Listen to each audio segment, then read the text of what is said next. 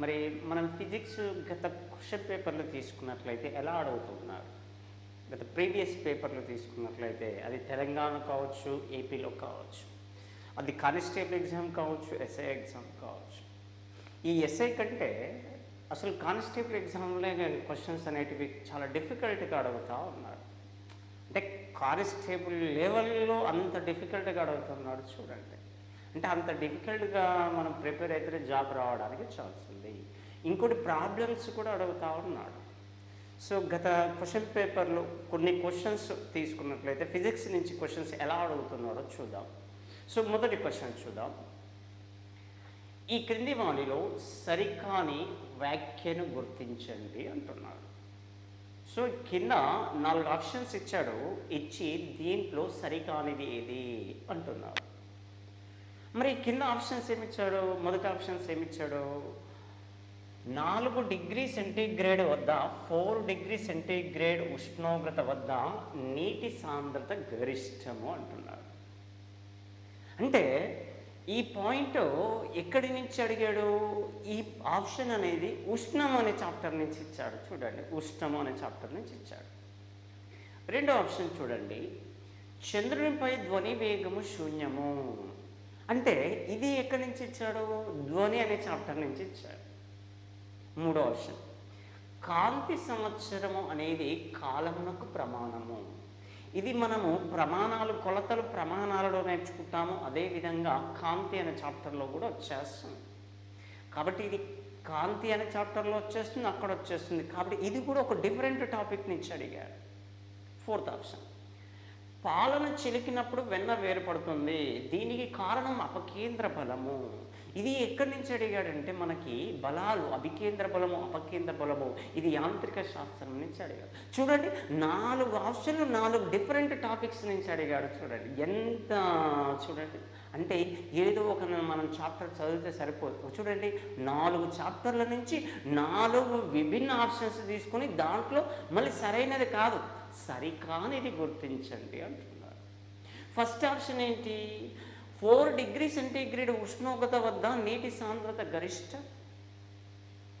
నీటి యొక్క అసంగత ప్రవర్తన అనేది మనకు ఉంటుంది, ఉష్ణం అనే చాప్టర్లో వస్తుంది. నీటిని 0 డిగ్రీ సెంటీగ్రేడ్ నుండి 4 డిగ్రీ సెంటీగ్రేడ్కు వేడి చేసినప్పుడు, ఒక పదార్థాన్ని వేడి చేసినప్పుడు వ్యాకోచిస్తుంది. కానీ నీరు మాత్రము 0 నుంచి 4 డిగ్రీ సెంటీగ్రేడ్కు వేడి చేసినప్పుడు వ్యాకోచానికి బదులు సంకోచం చెందుతుంది. ఎక్కడి నుంచి ఎక్కడి వరకు?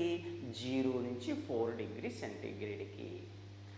అదేవిధంగా 4 డిగ్రీ సెంటీగ్రేడ్ నుండి 0 డిగ్రీ సెంటీగ్రేడ్కి చల్లార్చడం, అంటే టెంపరేచర్ని మార్చినాం కదా, టెంపరేచర్ని తగ్గించినాం అంటే ఏం చేసినాం? చల్లార్చినాము. ఆ చల్లార్చినప్పుడు ఒక పదార్థం ఏం చెందుతుందంటే సంకోచం చెందుతుంది. కానీ నీరు అనేది ఏం చేస్తుందంటే వ్యాకోచం చెందుతుంది. ఈ విధంగా చూపే ధర్మాన్ని నీటి యొక్క అసంగత ప్రవర్తన అంటున్నాం. అంటే 0 నుంచి 4 ఒకటి, 4 నుంచి 0 ఒకటి. అంటే ఆ ఉష్ణోగ్రత వద్ద, ఆ 4 డిగ్రీ సెంటీగ్రేడ్ ఉష్ణోగ్రత వద్ద నీరు కనిష్ట ఘన పరిమాణాన్ని కలిగి ఉంటుంది. కనిష్ట ఘన పరిమాణాన్ని గరిష్ట సాంద్రతను కలిగి ఉంటుంది. కాబట్టి ఆ పాయింట్ గుర్తు రావాలి. కనిష్ట ఘన పరిమాణము, గరిష్ట సాంద్రత ఏ ఉష్ణోగ్రత వద్ద? 4 డిగ్రీ సెల్సియస్ వద్ద. కాబట్టి ఆప్షన్ ఏమిచ్చాడు? 4 డిగ్రీ సెంటీగ్రేడ్ ఉష్ణోగ్రత వద్ద నీటి సాంద్రత గరిష్టం. కరెక్టే కదా? సో ఇది కరెక్టే, దీంట్లో ఎటువంటి రాంగ్ లేదు.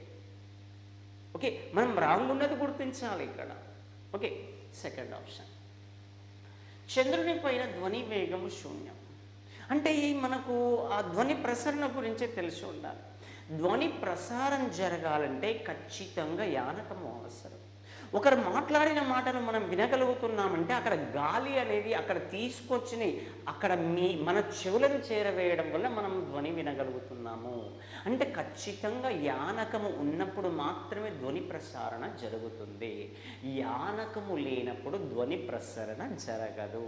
శూన్యంలో ధ్వని ప్రసరణ జరగదు.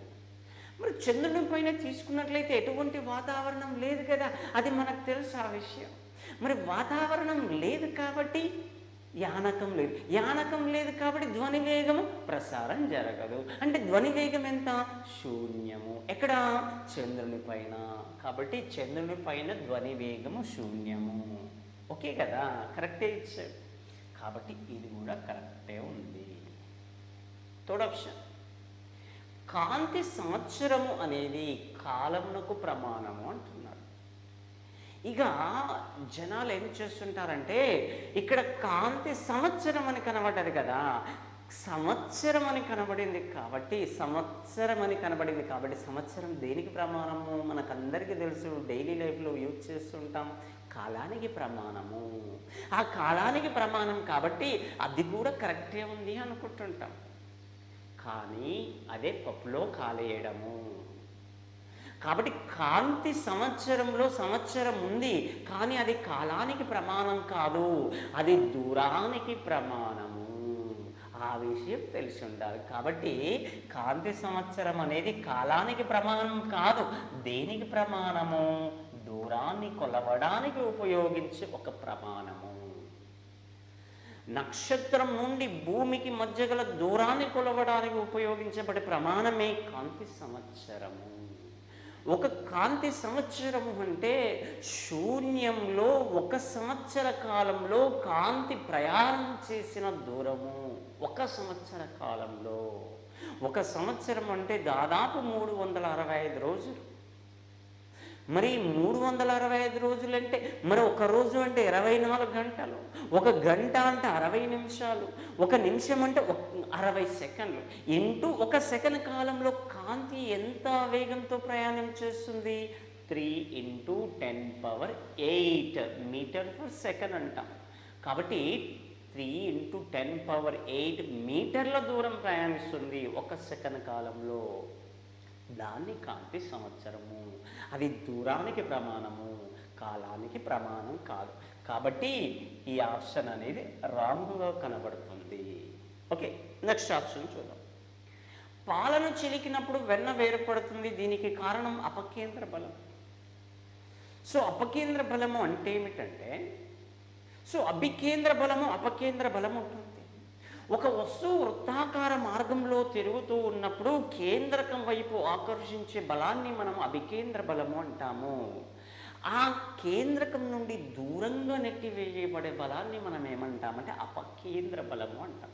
ఈ అపకేంద్ర బలం దేని వలన చేకూరుతుందంటే, ఒక వస్తువు తన చుట్టూ తాను తిరగడం వలన. మరి దాన్నే మనం ఏమంటామంటే అపకేంద్ర బలము అంటాం. ఫర్ ఎగ్జాంపుల్, పాలను చిలికినప్పుడు ఏమిటంటే, ఈ విధంగా చిలుకుతున్నామంటే ఏం చేస్తున్నాము? దాని చుట్టూ తిప్పుతున్నాము. కవ్వం తన చుట్టూ తాను తిప్పుతున్నాము అంటే తన చుట్టూ తాను తిరగడం వలన ఏర్పడే బలం ఏంటి? అపకేంద్ర బలము. కాబట్టి పాలను చిలికినప్పుడు వెన్న వేరవుతుంది. అల్ప భార కణాలను అధిక భార కణాలను వేరు చేయడానికి ఒక యంత్రాన్ని వాడతాము. ఆ యంత్రమే అపకేంద్ర యంత్రము. అది పనిచేసే బలమే అపకేంద్ర బలము. కాబట్టి ఈ ఆన్సర్ కూడా కరెక్టే ఉంది, ఈ ఆప్షన్ కూడా కరెక్టే ఉంది. కాబట్టి 1వ, 2వ, 4వది 3 ఆప్షన్లు కరెక్టే ఉన్నాయి. కానీ మనకు సరికానిది అన్నాడు కాబట్టి అప్పుడు 3వ ఆప్షన్ కరెక్ట్గా లేదు. కాబట్టి ఆన్సర్ ఏమవుతుందంటే 3rd ఆప్షన్ అనేది కరెక్ట్ అవుతుంది. ఒకవేళ ఇదే క్వశ్చన్ అడిగి కింద ఆప్షన్స్ ఇవే ఇచ్చి ఏబిసిడీలు ఇచ్చాడు ఈ విధంగా, ఇది ఏ, ఇది బి, ఇది సి, ఇది డి ఇచ్చి కింద నెంబర్ 1 ఆప్షన్ క్వశ్చన్ ఏమంటాడంటే, ఈ క్రింది వానిలో సరైన వ్యాఖ్యను గుర్తించండి. ఫస్ట్ ఆప్షన్ ఏబిసిడీలు, సెకండ్ ఆప్షన్ ఏబిసిలు మాత్రమే, ఏబిసిలు మాత్రమే, థర్డ్ ఆప్షన్ బిసిడీలు, ఫోర్త్ ఆప్షన్ ఏబిడీలు. ఆ విధంగా కూడా అడగడానికి ఛాన్స్ ఉంది క్వశ్చన్. ఈ క్వశ్చన్ కొంచెం మార్పు చేసినట్లయితే చూడండి. ఓకే, సో ఇంత డెప్త్గా క్వశ్చన్ అడుగుతున్నాడు చూడండి. ఇది ఎప్పుడు తెలంగాణ పోలీస్ కానిస్టేబుల్ ప్రిలిమ్స్ 2018లో అడిగిన క్వశ్చన్. చూడండి ఎంత డెప్త్గా క్వశ్చన్ అడుగుతున్నాడో చూడండి. ఓకే, సో మరి నెక్స్ట్ క్వశ్చన్ ఒకసారి చూద్దాము. సో జతపరచండి అంటున్నాడు. చూడండి, జతపరచండి. ఇటువైపు 4 ఇచ్చాడు, ఇటువైపు 4 ఇచ్చాడు. ఇది ఎప్పుడు అడిగాడు? తెలంగాణ పోలీస్ కానిస్టేబుల్ ప్రిలిమ్స్ 2018లో అడిగిన క్వశ్చన్. ఎట్లా అడిగాడు? జతపరచండి. ఇటువైపు 4 ఇచ్చాడు, ఇటువైపు 4 ప్రమాణాలు ఇచ్చాడు, ఇటువైపు 4 రాశులు ఇచ్చాడు. వాటి యొక్క ప్రమాణాలను జతపరచండి. అంటే మనము ప్రమాణాలు, కొలతలు ప్రమాణాలు ఉంటుంది కదా, లేదా మనకు చాప్టర్లో చదువుకునేటప్పుడు రాశులు వచ్చేసే వాటి యొక్క ప్రమాణాలు కూడా అక్కడ వచ్చేసే ఫార్ములా ప్రకారం. తలతన్యత ప్రమాణము, ప్రచోదనము ప్రమాణము, స్నిగ్ధత, నెక్స్ట్ పీడనం. ఇటువైపు ఏమిచ్చాడు? Poise, next pascal, newton per metre, next newton second. మనము ఫస్ట్ తలతన్యత అంటే ఏంటి? సో బలము బై దూరము. సో ఆ పాయింట్ మనకు ఒకటి గుర్తుండిపోవాలి, అదొక ఫార్ములా గుర్తుండిపోవాలి. చూడండి, మరి బలానికి ప్రమాణం ఏంటి? న్యూటన్. సో దూరానికి ప్రమాణం, పొడవుకి ప్రమాణం ఏంటి? మీటర్. కాబట్టి న్యూటన్ ఫర్ మీటర్. కాబట్టి తలతన్యత తీసుకున్నట్లయితే న్యూటన్ ఫర్ మీటర్. నెక్స్ట్ ప్రచోదనం ఆల్రెడీ మనం డిస్కషన్ చేసాం. Impulse I = F × T. బలము ఇంటూ కాలము. అతి స్వల్ప కాలంలో పనిచేసే బలాన్ని, ఒక వస్తువు పైన కలగ చేసే బలాన్ని మనం ఏమన్నామంటే ప్రచోదనము. బలము ఇంటూ కాలము. బలానికి ప్రమాణం ఏంటి? న్యూటన్. కాలానికి ప్రమాణం ఏంటి? సెకండ్. కాబట్టి న్యూటన్ సెకండ్. కాబట్టి ప్రచోదనం న్యూటన్ సెకండ్. ఇంకోటి స్నిగ్ధత. మరి స్నిగ్ధత అంటే ఏమిటి అంటే, సో ఇప్పుడు ద్రవ పదార్థాల యొక్క ఒక ధర్మం అది. ద్రవ పదార్థాలలో ఒక వస్తువు ప్రయాణించేటప్పుడు దాని యొక్క వేగాన్ని అడ్డుకునే బలాన్ని మనం ఏమంటామంటే స్నిగ్ధతా బలము అంటాం. ఆ స్నిగ్ధతా బలానికి ప్రమాణం ఏంటంటే పాయిజ్ గుర్తుపెట్టుకోవాలి. కాబట్టి స్నిగ్ధతకి ప్రమాణం పాయిజ్. నెక్స్ట్ పీడనం, మనందరికీ తెలిసిన ప్రమాణం. దాదాపు కొంచెం అవగాహన ఉంటే పీడనానికి ప్రమాణం డైరెక్ట్ చెప్పేసేస్తారు. ఏంటిది? పాస్కల్. కాబట్టి పీడనానికి పాస్కల్. ఓకే. సో తలతన్యతకు ప్రమాణం న్యూటన్ ఫర్ మీటర్, ప్రచోదనానికి ప్రమాణం న్యూటన్ సెకండ్, స్నిగ్ధతకి ప్రమాణం పాయిస్, పీడనానికి ప్రమాణం పాస్కల్. ఇది ఎక్కడ కనబడుతుందో చూడండి. ఏ అనేది 4 అండి. ఏ అనేది ఎక్కడ ఉంది? సెకండ్లో 4 ఉంది. ఏ, సో సెకండ్లో ఏ అనేది 4 ఉంది. ఇక మిగిలినది ఏడ కనబడతలేదు. కాబట్టి సెకండ్ ఆప్షనే కరెక్ట్ ఆన్సర్. ఇక మనం మిగిలిన ఆప్షన్లు చూడాల్సిన అవసరమే లేదు. ఇక డైరెక్ట్ చూడండి. ఏ 4. బి ఏంటిదండి? బి. సో ఏ తలతన్యత కదండి, న్యూటన్ ఫర్ మీటర్. కాబట్టి ఏ న్యూటన్ ఫర్ మీటర్. కాబట్టి న్యూటన్ ఫర్ మీటర్ అంటే, సో తలతన్యతకి ప్రమాణం న్యూటన్ ఫర్ మీటర్ కదా. అంటే 3, A3 ఉండాలి. A3 ఎక్కడుంది? ఫస్ట్ ఆప్షన్లో కనబడుతుంది, అదేవిధంగా 4th ఆప్షన్లో కూడా కనబడుతుంది. కాబట్టి ఫస్ట్ కావచ్చు లేదా 4th కావచ్చు. ఏ అయిపోయింది కదా. ప్రచోదనం చూద్దాం. బి అనేది దేనికి? 4th. సో బి అనేది రెండిట్లో 4th ఏడు ఉంది. కాబట్టి దీంట్లో 2 ఉంది, కానీ దీంట్లో 4th ఉంది కదా. కాబట్టి ఫస్ట్ ఆన్సరే కరెక్ట్. లేదా ఇంకా చూడండి, స్నిగ్ధత 1. స్నిగ్ధత సి అనేది 1 కావాలి, 1 అయింది. డి అనేది ఏం కావాలి? డి అనేది 2 కావాలి, డి అనేది 2. సో ఆప్షన్ ఏమవుతుంది? ఫస్ట్ ఆప్షన్ కరెక్ట్ ఆన్సర్ అవుతుంది. అంటే కొలతలు, ప్రమాణాలు తెలిసి ఉండాలి. దేనికి ఏ ప్రమాణం వాడుతున్నాం, ఏ రాశికి ఏ ప్రమాణం వాడుతున్నామో తెలిసి ఉండాలి. చూడండి. ఓకే. మరి నెక్స్ట్ క్వశ్చన్ తీసుకున్నట్లయితే, ఈ క్రింది ప్రక్రియలో ఏది ఎండమావికి ఒక మంచి ఉదాహరణ? ఎండమావులు ఏర్పడుట దేనికి ఉదాహరణ అంటున్నారు.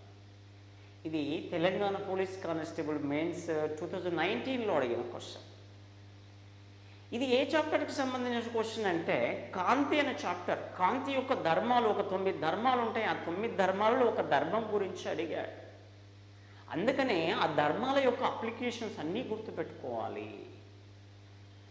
సో కాంతి యొక్క ఒక ధర్మం ఏంటిదంటే సంపూర్ణాంతర పరావర్తనం అని ఉంటుంది. ఆ కాంతి యొక్క సంపూర్ణాంతర పరావర్తనం కారణంగా ఎండమావులు ఏర్పడుతున్నది. ఎండాకాలంలో అప్పుడప్పుడు మనం నల్లటి రోడెంట వెళ్తున్నట్లయితే ముందల మనకు వాటర్ ఉన్నట్టు కనబడుతుంది.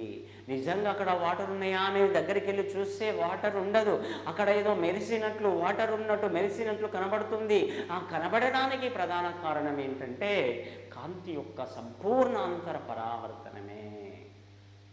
మరి సంపూర్ణాంతర పరావర్తనము కాంతి కిరణం అనేది ఎక్కడి నుంచి ప్రయాణం చేసినప్పుడు అంటే సాంద్రతర యానకంలో నుండి విరళయానకంలోనికి ప్రయాణించేటప్పుడు అక్కడ సందిగ్ధ కోణము, మనకు పతన కోణం తెలిసి ఉండాలి. ఆ పతన కోణం అనేది సందిగ్ధ కోణం కంటే ఎక్కువైనప్పుడు కాంతి కిరణము సాంద్రతర యానకంలో నుండి విరళయానకంలోనికి ప్రయాణించకుండా అదే సాంద్రతర యానకంలోనికి ప్రయాణించును. అందుకనే అక్కడ మామూలు గాలి నుంచి రోడ్డు పైన ఉండే వేడి గాలిలోనికి ప్రయాణించకుండా మళ్ళీ అదే గాలిలోకి ప్రయాణించేటప్పుడు అక్కడ మెరిసినట్లు కనబడుతుంది. దాన్ని ఎండమావి అంటుంటాం. ఆ ఎండమావులు ఏర్పడడానికి గల కారణమే ఏంటిదంటే కాంతి యొక్క సంపూర్ణాంతర పరావర్తనము. ఇక్కడ బహుపరావర్తనం అని ఇచ్చాడు. బహుపరావర్తనం అంటే ఏంటి? సో ఇక్కడ పరావర్తనము అంటే ఫర్ ఎగ్జాంపుల్ ఒక కాంతి కిరణము అనేది కాంతి నిరోధకంపై పడి వెనకకు రావడాన్ని మనం ఏమంటామంటే పరావర్తనము. ఇది అనేక సార్లు జరిగితే దాన్ని మనం ఏమంటామంటే బహుపరావర్తనము అంటాం. కాబట్టి దానికి సంబంధించినది కాదు. నెక్స్ట్ పరావర్తనం, ఇప్పుడే మాట్లాడుకున్నాం, పరావర్తనం కాదు. వక్రీభవనం అంటున్నారు. వక్రీభవనం అంటే ఒక కాంతి కిరణము ఒక యానకంలో నుండి మరొక యానకంలోనికి ప్రయాణించేటప్పుడు ఆ యానకాలను వేరు చేసే తలం వద్ద వంగినట్లు ప్రయాణించను. ఆ వంగినట్లు కనబడే ధర్మాన్ని మనం ఏమంటామంటే వక్రీభవనము. కాబట్టి ఈ ఆప్షన్ కూడా కాదు. కాబట్టి ఏది ఆన్సర్ ఇప్పుడు? కాంతి యొక్క సంపూర్ణాంతర పరావర్తనము. ఓకే, మరి నెక్స్ట్ క్వశ్చన్ చూద్దామండి. మరి నెక్స్ట్ క్వశ్చన్ తీసుకున్నట్లయితే ఈ క్రింది వాటిని జతపరచండి అని అడిగాడు. ఈ క్రింది వాటిని జతపరచండి, అదే ఎప్పుడు అడిగాడంటే మెయిన్స్ 2019లో అడిగిన క్వశ్చన్ చూడండి. సో ఇటువైపు 4 ఇచ్చాడు, ఇటువైపు 4 ఇచ్చాడు, సేమ్ జతపరచండి. ఇది అంతా కూడా దేనికి సంబంధించిందంటే ధ్వని అనే చాప్టర్కి సంబంధించిందండి. ధ్వని కీచుదనం, శ్రవ్య అవధి, కంపన పరిమితి, ధ్వని శక్తి ప్రమాణము. ఇక్కడ తీవ్రత, next decibel, next 20 hertz to 20,000 hertz, next pitch అండి. ఓకే, ఇక్కడ మనకి కీచుదనము, ఈ కీచుదనంని ఇంగ్లీష్లో మనం ఏమని పిలుస్తామంటే పిచ్ అంటామండి. పిచ్, దాన్నే స్థాయి అని కూడా పిలుస్తూ ఉంటాం.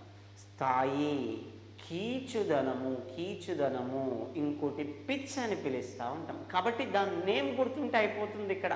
కాబట్టి కీచుదనము అనేది దేనికి సంబంధించింది? పిచ్.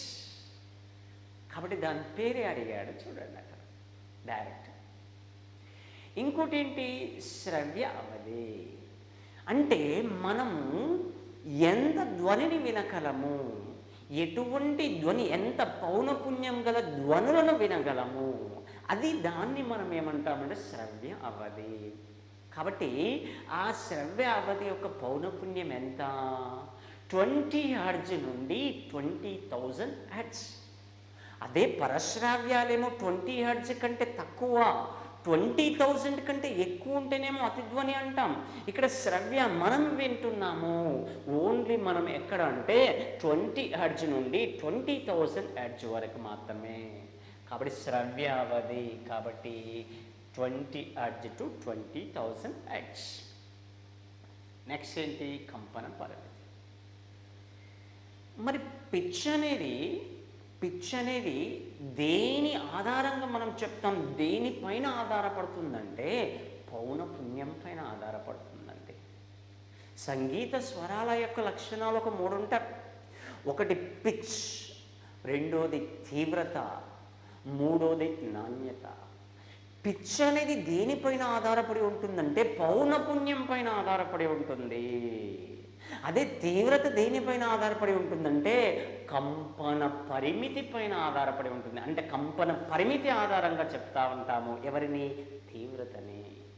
అదే నాణ్యత దేనిపైన ఆధారపడి ఉంటుందంటే అక్కడ తరంగ లక్షణం పైన, తరంగ రూపం పైన ఆధారపడి ఉంటుంది. కాబట్టి ఆ 3 గుర్తుపెట్టుకోవాలి. కాబట్టి కంపన పరిమితి అంటే ఎవరు గుర్తు రావాలి? తీవ్రత గుర్తు రావాలి. కాబట్టి సి అనేది 1 అయిందండి. ధ్వని శక్తికి ప్రమాణం మనందరికీ తెలుసు. ధ్వని తీవ్రత లేదా ధ్వని శక్తికి ప్రమాణం ఏంటంటే బెల్. బెల్లులో 10వ వంతుని మనం ఏమంటామంటే 1/10ను ఎప్పుడూ కూడా మనం ఏమని పిలుస్తామంటే డెసి అంటాం. 0.1 లేదా 1/10. కాబట్టి బెల్లులో 10వ వంతును డెసిబెల్ అంటాము. ఆ డెసిబెల్ అనేది ధ్వని తీవ్రతకి, ధ్వని శక్తికి ప్రమాణము. అది అంటే అది అక్కడ ప్రమాణం కూడా అడిగాడు చూడండి. ఓకే, ఇదంతా ధ్వని చాప్టర్కి సంబంధించింది. మరి ఇక్కడ ధ్వని కీచుదనము అంటే ఏ అనేది ఏంటిదంటే 4. ఏ అనేది ఎక్కడ 4లో ఉంది? 4th ఆప్షన్లో కనబడుతుంది. 4th ఆప్షన్లో కనబడుతుంది. ఇక ఎక్కడ కనబడట్లేదు కదా, ఎక్కడ కనబడట్లేదు కదా. కాబట్టి ఆన్సరే అదే ఆన్సర్. ఇక మళ్ళీ వేరే ఆప్షన్లు మనం వెతకాల్సిన అవసరమే లేదు. డైరెక్ట్గా ఏ అనేది 4thలో కనబడింది, మిగిలిన ఎక్కడ కనబడతలేదు కదా, అదే ఆన్సర్. మరి మిగిలినవి కూడా కరెక్టేనా కాదా అది కూడా మనం చెక్ చేసుకోవాలి కదా. చూడండి ఒకసారి. శ్రవ్యావధి, శ్రవ్యావధి బి అనేది ఏంటంటే 3. B3 ఉందా లేదా? ఉంది. ఓకే. కంపన పరిమితి సి అనేది ఏంటిదండి? 1. సి 1 ఉందా లేదా? 1 ఉంది. డి ధ్వని శక్తికి ప్రమాణం డి అనేది ఏంటిదండి? డెసిబుల్ 2 ఉందా లేదా? ఉంది. కాబట్టి ఆన్సర్ ఏమవుతుందండి? 4th answer is the correct answer. Okay, next question. మరి నెక్స్ట్ క్వశ్చన్ తీసుకున్నట్లయితే ఇది ఎప్పుడు మెయిన్స్ 2019లోనే అడిగిన క్వశ్చన్ అండి. చూడండి, ఎంత క్వశ్చన్ చూసే వరకునే భయపడిపోతాం మనం, అంత పెద్ద క్వశ్చన్ చూడండి. నిశ్చిత వాక్యం. నిశ్చిత వాక్యం ఏ. ఒక కంబలి అంటే మన చెద్దరి ఉంటుంది కదా, ఉదయం పూట మనం కప్పుకొని ఉదయం పూట దులుపుతా ఉంటుంటాం చూడండి.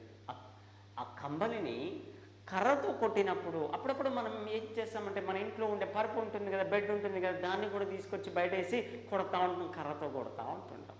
లేదా దుప్పటి, పెద్ద దుప్పటి ఉందనుకో, కింద పెట్టి టక్క కొడతా ఉంటాం. కర్రతో కొట్టాడట. కర్రతో కొట్టినప్పుడు దుమ్ము బయటకు వస్తుంది, అది తెలిసిన విషయం కదా మనకి.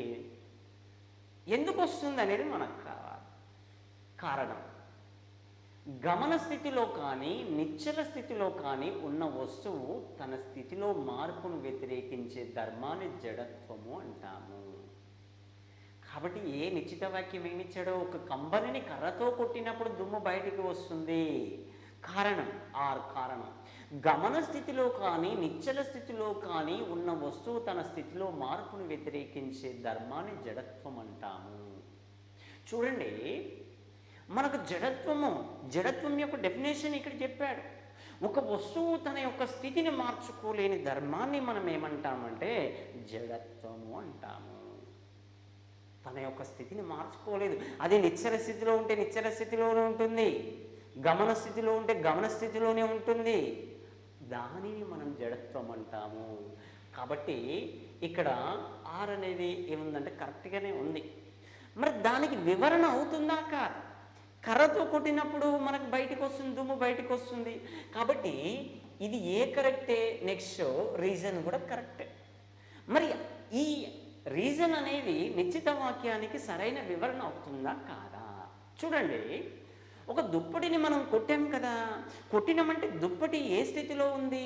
దుప్పటిలోని దుమ్ము కణాలు ఏ స్థితిలో ఉన్నవి అంటే నిశ్చలంగా ఉన్నవి, నిశ్చల స్థితిలో ఉన్నవి. ఆ నిశ్చల స్థితిలో ఉన్నదాన్ని నువ్వు కొట్టినవంటే చెద్దరిని కొట్టినవు, దుప్పటిని కొట్టినవు అంటే ఏ స్థితికి తీసుకొచ్చినావు? గమన స్థితికి తీసుకొచ్చావు. ఆ గమన స్థితికి తీసుకొచ్చావు. కానీ దుమ్ము కణాలు మేము రాము అంటవి, మేము నిశ్చలంగానే ఉంటాము అంటది, మా యొక్క స్థితిని మార్చుకోలేవు అంటది. ఏ జడత్వం అది? ఏ జడత్వం అది? నిశ్చల జడత్వము. కాబట్టి ఒక పదార్థం తన స్థితిని మార్చుకోలేని ధర్మం, అక్కడ దుమ్ము కణాలు మార్చుకోవడం లేదు, మేము మా స్థితిలోనే ఉంటాము అంటవి. అది నిశ్చల జడత్వం, జడత్వానికి ఉదాహరణ. కాబట్టి కారణం కూడా కరెక్టే, దానికి సరైన వివరణ అవుతుంది. కాబట్టి ఏ కరెక్టే ఆర్ కరెక్టే, ఏ కరెక్టే ఆర్ కరెక్టే. అదేవిధంగా ఆర్ అనేది ఏకి సరైన వివరణ అవుతుంది. కాబట్టి ఎక్కడుందో చూడండి. సో ఫస్ట్ ఆప్షన్ ఏ సరైనది కానీ ఆర్ సరైనది కాదు, కాబట్టి ఇది కాదు. సెకండ్ ఆప్షన్ ఏ సరైనది కాదు కానీ ఆర్ సరైనదే, రెండు సరైనవే కదా, కాబట్టి ఈ ఆప్షన్ కూడా కాదు. థర్డ్ ఆప్షన్ ఏ మరియు ఆర్ రెండు సరైనవే, రెండు సరైనవే, ఓకే. మరియు ఏకు ఆర్ సరైన వివరణ, ఇది కరెక్టే అవుతుంది కదండి. సో ఇది కరెక్టే ఆన్సర్. నెక్స్ట్ ఫోర్త్ ఏ మరియు ఆర్లు రెండు సరైనవే, ఏకు ఆర్ సరైన వివరణ కాదు, వివరణ అవుతుంది కదా, కాబట్టి ఈ ఆన్సర్ రాంగ్. కాబట్టి థర్డ్ ఆన్సర్. కాబట్టి జడత్వం, న్యూటన్ గమన నియమం, మొదటి గమన నియమం దగ్గర మనకు జడత్వం గురించి వస్తుంది. నిశ్చల జడత్వం, గమన జడత్వము, దిశా జడత్వాల గురించి వస్తుంది చూడండి. ఓకే, మరి నెక్స్ట్ క్వశ్చన్ తీసుకున్నట్లయితే చూడండి. ఈ ప్రిలిమ్స్ 2018లో అడిగిన క్వశ్చన్ అంటే వాటిలో సరైన వ్యాఖ్యను గుర్తించండి, సరైన వాక్యాన్ని గుర్తించండి అంటున్నారు. ఒక లోహపు వాహకం యొక్క నిరోధము దాని మధ్య పొటెన్షియల్ తేడా పైన ఆధారపడి ఉంటుంది. పొటెన్షియల్ తేడా పైన ఆధారపడి ఉంటుంది అంటున్నాడు. ఏంటిది? నిరోధం, ఒక వాహకం యొక్క నిరోధం. రెండవది, ఒక లోహపు వాహకం యొక్క నిరోధం దానిలో ప్రవహించే విద్యుత్ ప్రవాహం యొక్క దిశపై ఆధారపడి ఉంటుంది. ప్రవాహ దిశపై ఆధారపడి ఉంటుందంట. ఏది? నిరోధం అనేది. సి, ఒక లోహపు వాహకం యొక్క నిరోధం దాని పొడవుపై ఆధారపడి ఉంటుంది. పొడవు పైన, లోహకం యొక్క వాహకం ఉంటుంది కదా, వాహకం యొక్క పొడవు పైన ఆధారపడి ఉంటుంది. నాలుగో ఆప్షన్, ఒక లోహపు వాహకం యొక్క నిరోధం ఉష్ణోగ్రతపై ఆధారపడి ఉండదు అంటున్నారు. ఆధారపడి ఉండదు. ఈ 4 ఆప్షన్లు ఇచ్చి దీంట్లో ఏది కరెక్ట్ అంటున్నారు. అంటే ఇది ఏ చాప్టర్కి సంబంధించిందంటే విద్యుత్తుకు సంబంధించి. ఎక్కడ అడిగాడు? నిరోధనం దగ్గర అడిగాడు. మనకు నిరోధం అనేది ఒక 4 అంశాలపైన ఆధారపడి ఉంటుంది. ఆ పాయింట్ తెలిసింటే ఈ పాయింట్ ఈజీగా ఆన్సర్ చేస్తాం అంతే. ఆ పాయింట్ మనకు తెలిసి ఉండాలి ఫస్ట్. ఏంటిది?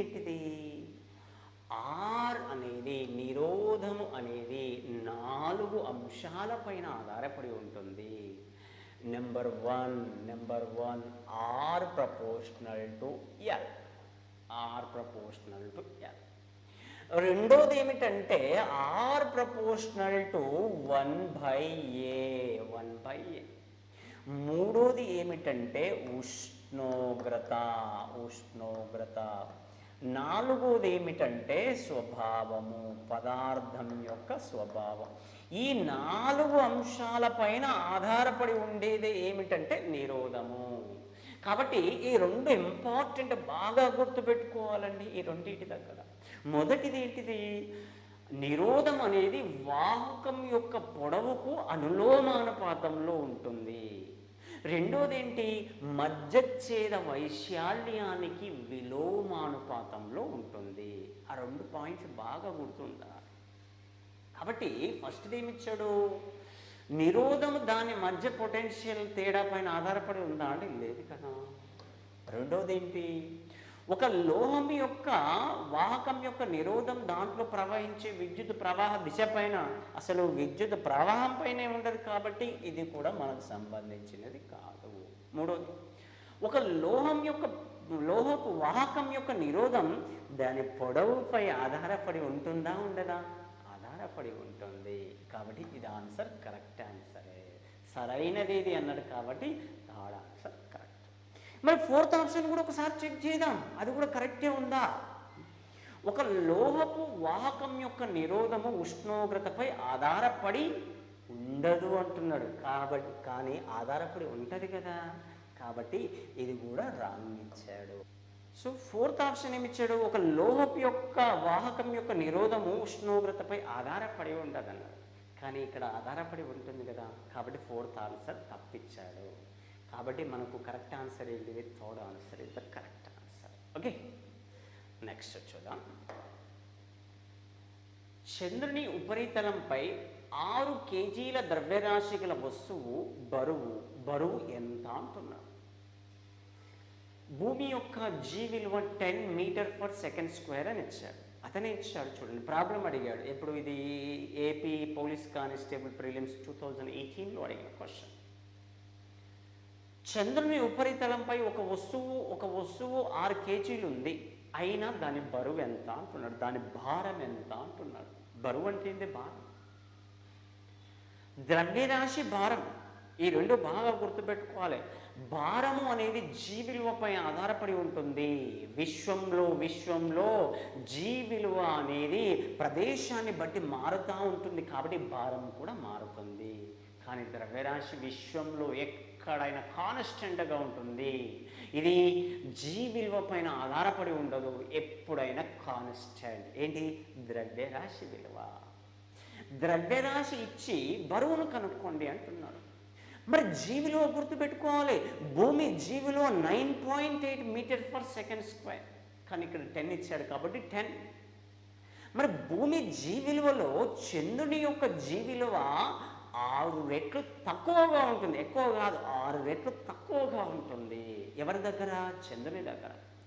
కాబట్టి భూమి మీద డబ్ల్యూ ఈక్వల్ టు ఫార్ములా ఏంటి, భారానికి ఫార్ములా mg, ద్రవ్యరాశి ఇంటూ గురుత్వ త్వరణ. మరి ఇక్కడ చంద్రుని దగ్గర అంటున్నాడు కాబట్టి, చంద్రుని పైన అంటున్నాడు కాబట్టి భూమి విలువలో ఎన్నో వంతు ఉంటుంది, 6వ వంతు. అంటే m/g/6 అవుతుంది. జీ విలువ 6 రెట్లు తక్కువగా ఉంటుంది. కాబట్టి m విలువ ఎంత, ద్రవ్యరాశి ఎంత, 6 కేజీ. జీ విలువ ఎంత ఇచ్చాడు, 10 ఇచ్చాడు. డివైడెడ్ బై ఎంత, 6. కాబట్టి 6 క్యాన్సిల్ అవుతే ఎంత అండి, 10 న్యూటన్స్. 10 న్యూటన్స్. కాబట్టి ఆన్సర్ కనబడుతుందా అండి, చూడండి, థర్డ్ ఆన్సర్ కనబడుతుంది మనకి. కాబట్టి ప్రాబ్లం ఇచ్చాడు చూడండి. ఒకవేళ క్వశ్చన్ దీన్ని కొంచెం నేనే మారుస్తున్నా చూడండి. ఎట్లా ఇస్తాడు క్వశ్చన్ అంటే, 6 కేజీల ద్రవ్యరాశి గల ఒక వస్తువును చంద్రుని నుండి భూమి మీదకు తీసుకువచ్చినప్పుడు, చంద్రుని నుండి భూమి మీదకు తీసుకువచ్చినప్పుడు దాని ద్రవ్యరాశి డాష్ అంటారు, దాని ద్రవ్యరాశి డాష్ అంటారు. ఆప్షన్స్. సో ఆప్షన్స్ ఏంటంటే, ఇక్కడ ఈ న్యూటన్స్ బదులు ఏంటిదంటే కేజీలు ఇస్తాడు, న్యూటన్స్ బదులు కిలోగ్రామ్స్ ఇస్తాడు. అప్పుడు ఆన్సర్ ఏమవుతుంది, ద్రవ్యరాశి ఎక్కడైనా కాన్స్టెంట్, స్థిరంగా ఉంటుంది. కాబట్టి చంద్రుడి మీద ఎన్ని కేజీలు ఉంటే భూమి మీద కూడా అంతే ఉంటుంది. అప్పుడు ఆన్సర్ ఏమవుతుంది, 6 కేజెస్ అవుతుంది. ఒకవేళ ఆ విధంగా క్వశ్చన్ ఇచ్చినప్పుడు ఆ విధంగా చేయాలి. చూడండి, ఇది ద్రవ్యరాశి భారానికి సంబంధించిన క్వశ్చన్ చూడండి. ఓకే, మరి నెక్స్ట్ క్వశ్చన్ తీసుకున్నట్లయితే చూడండి, సంగీత స్వరం యొక్క అభిలక్షణము కానిది ఏది. ఇప్పుడు ఏపీవి పోలీస్ కానిస్టేబుల్ ప్రిలిమ్స్ 2018లో అడిగిన క్వశ్చన్ అండి. మనకు ధ్వనులు 2 రకాలు, వినే విధానాన్ని బట్టి 2 రకాలు. ఒకటి సంగీత స్వరాలు, ఇంకోటి చప్పుళ్ళు లేదా కఠోర ధ్వనులు అంటారు. ఆ సంగీత స్వరాల యొక్క లక్షణాలు ఒక 3 లక్షణాలు ఉంటాయని మనం ఇదివరకు కూడా చర్చించాం. ఒకటి ఏంటిదంటే పిచ్, కీచుదనము అంటుంటాము. పిచ్ లేదా కీచుదనం లేదా స్థాయి అంటుంటాం. రెండోది తీవ్రత, మూడోది నాణ్యత. ఆ మూడింటిని మనం ఏమంటామంటే సంగీత స్వరాల యొక్క అభిలక్షణాలు అంటాం. ఏంటిదేంటిదండి, పిచ్ ఒకటి, తీవ్రత ఒకటి, నాణ్యత ఒకటి. సో పిచ్చిని ఇంకో పేరుతో పిలుస్తున్నాం, స్థాయి లేదా కీచుదనం కదా, కాబట్టి కీచుదనం కరెక్టే. నెక్స్ట్ తీవ్రత కరెక్టే, నాణ్యత కరెక్టే, మూడు కరెక్టే కదా. కానీ క్వశ్చన్ ఏమడిగిండు, అభిలక్షణము కానిదేది అన్నాడు. అప్పుడు కానిదేది ఏమవుతుంది అప్పుడు, తరంగ ధైర్యం. ఇక మూడింటిది కాదు కదా, మూడుగా కూడా సంగీత స్వరాల యొక్క లక్షణాలే కదా. కానిదేది అవుతుంది అప్పుడు, తరంగ ధైర్యం is the correct answer. Okay, మరి నెక్స్ట్ క్వశ్చన్ తీసుకున్నట్లయితే, నీటి బాష్పీభవన రేటు దీనికి విలోమానుపాతంలో ఉంటుంది. చూడండి ఎంత డెప్త్గా క్వశ్చన్ అడిగాడు. ఇది మెయిన్స్ 2018లో అడిగిన క్వశ్చన్. చూడండి, బాష్పీభవన రేటు దీనికి విలోమానుపాతంలో ఉంటుంది. అసలు బాష్పీభవనం అంటే ఏంటి? బాష్పీభవనం అంటే సింపుల్గా మనం చెప్పొచ్చు, మనం వాటర్ని తీసుకొచ్చి వేడి చేస్తాం. ఆ వేడి చేసినప్పుడు ఆ నీటి అణువులు అనేటివి బాష్పంగా మారుతున్నవి, వాయు స్థితిలోకి మారుతున్నవి. ఆ విధంగా నీటి యొక్క ఉపరితలంపై నుంచి నీటి అణువులు వాయు స్థితిలోనికి మార్చబడే ప్రక్రియనే మనం ఏమంటామంటే బాష్పీభవనము అంటాం. ఈ బాష్పీభవనం అనేది 4 అంశాలపైన ఆధారపడి ఉంటుంది. ఉపరితల వైశాల్యం పైన ఆధారపడి ఉంటుంది, ఆర్ద్రత పైన ఆధారపడి ఉంటుంది, ఉష్ణోగ్రత పైన ఆధారపడి ఉంటుంది, గాలి వీచే దిశ, గాలి ఒడి పైన కూడా ఆధారపడి ఉంటుంది. ఆధారపడే అంశాలు 4. కానీ క్వశ్చన్ ఏం అడిగింది, ఎంత డెప్త్గా అడిగిండో చూడండి. బాష్పీభవనం అంటే అడగలేదు, బాష్పీభవన రేటు దేనిపైన ఆధారపడుతుందని అడగలేదు, దేనికి విలోమానుపాతంలో ఉంటుంది అంటున్నాడు. చూడండి, ఫర్ ఎగ్జాంపుల్ మీరు ఎప్పుడైనా ఒక చిన్న గిన్నెలో వాటర్ తీసుకోండి, ఒక పెద్ద గిన్నెలో వాటర్ తీసుకోండి, సేమ్ క్వాంటిటీ వాటర్. అప్పుడు పెద్ద గిన్నెని చిన్న గిన్నెలు 2 గిన్నెలను వేడి చేయండి, ఏ నీరు తొందరగా ఆవిరవుతుంది అంటే పెద్ద గిన్నెలోది. అంటే వైశాల్యం పెరిగినట్లయితే ఈజీగా ఆవిరవుతుంది, అంటే బాష్పీభవన రేటు పెరుగుతుంది. వైశాల్యం పెరిగినట్లయితే అంటే అనులోమానుపాతంలో ఉంటుంది, ఉపరితల వైశాల్యానికి అనులోమానుపాతంలో ఉంటుంది. ఓకే, నెక్స్ట్ ఉష్ణోగ్రత. ఫర్ ఎగ్జాంపుల్ ఉష్ణోగ్రతను పెంచండి, ఉష్ణోగ్రతను పెంచినట్లయితే నీరు అనేది ఆవిరవ్వడం అనేది ఎక్కువ అవుతుందా తక్కువ అవుతుందా? ఎక్కువ అవుతుంది కదా. అంటే ఉష్ణోగ్రతను పెంచితే బాష్పీభవన రేట్ ఏమవుతుంది, పెరుగుతుంది. కాబట్టి ఉష్ణోగ్రతకు కూడా అనులోమానుపాతంలోనే ఉంటుంది. నెక్స్ట్ గాలి ఒడి. మనం బట్టలు ఆరేస్తూ ఉంటాం, ఎక్కడ ఆరేస్తుంటాం, గాలి వీచే దిశలో. గాలి ఎక్కువగా వీచిందనుకో ఏమవుతుంది, బట్టలు తొందరగా ఆరుతాయి. అంటే తొందరగా ఆరినవంటే అర్థం ఏంటి, దాంట్లో ఉండే నీరు అనేది ఆవిరిగా మారిపోయింది. అంటే అర్థం ఏంటి అంటే ఆ వీచే దిశ లేదా గాలి ఒడికి ఎలా ఉంది, అనులోమానుపాతంలో ఉంటుంది. ఇది కూడా అనులోమానుపాతంలో ఉంటుంది. ఆర్ద్రత, నీటిలోని గాలిలోని నీటి ఆవిరి పరిమాణాన్ని ఆర్ద్రత అంటాము. ఆల్రెడీ గాలిలో నీటి ఆవిరి ఎక్కువగా ఉంది. ఈ నీటి ఆవిరి ఎక్కువగా ఉన్నప్పుడు ఈ బట్టల నుంచి లేదా ఒక పాత్ర నుంచి నీరు ఆవిరి కావడం అనేది ఎక్కువగా జరుగుతుందా జరగదా అంటే జరగదు. అంటే ఆర్ద్రత ఎక్కువైనట్లయితే బాష్పంగా మారే రేటు తగ్గింది. అంటే ఎలా ఉంది, విలోమానుపాతంలో ఉంటుంది. దేనికి, ఆర్ద్రతకి. కాబట్టి ఆన్సర్ ఏమవుతుంది అప్పుడు, ఆర్ద్రతకి విలోమానుపాతంలో ఉంటుంది. చూడండి ఎంత డెప్త్గా క్వశ్చన్ అడుగుతున్నాను. ఓకే, మరి నెక్స్ట్ క్వశ్చన్ తీసుకున్నట్లయితే ఈ mains 2018 AP police constable mains 2018లో అడిగిన క్వశ్చన్ అండి. యురేనియం 92-235 విచ్చిత్తిలో ఒక విచ్చిత్తికి విడుదలయ్యే శక్తి దాదాపు, ఇది మనకు మోడర్న్ ఫిజిక్స్ అని ఉంటుంది. దాంట్లో కేంద్రక చర్యలు, కేంద్రక సంలీనం, కేంద్రక విచ్చిత్తి చర్య అడిగాడు. మరి విచ్చిత్తి అంటే ఏంటి, ఒక భారాయుత కేంద్రాన్ని తటస్థ న్యూట్రాన్లతో ఢీకొట్టించినప్పుడు ఆ భారాయుత కేంద్రము దాదాపు 2 సమాన కేంద్రకాలుగా విడిపోతుంది. కాబట్టి ఒక పదార్థాన్ని ఏం చేస్తున్నాం, విడగొడుతున్నాం. విడగొట్టబడే ప్రక్రియను ఏమంటాం, విచ్చిత్తి. కలపడాన్ని సంలీనం అంటాము, విడగొట్టడాన్ని విచ్చిత్తి అంటాం. కాబట్టి ఎవరిని విచ్చిత్తి చెందించాడు, యురేనియం. డైరెక్ట్ రియాక్షన్ అడిగాడు ఇక్కడ, చూడండి డైరెక్ట్ రియాక్షన్. ఆ రియాక్షన్ గుర్తుపెట్టుకోవాలి. యురేనియం 92-235ని మనం న్యూట్రాన్తో ఢీకొట్టించినప్పుడు, తాడనం చెందించినప్పుడు ఏమేమి ఏర్పడుతున్నవి, barium 56-141 plus krypton 36-92 plus 3 neutrons విడుదలవుతున్నవి.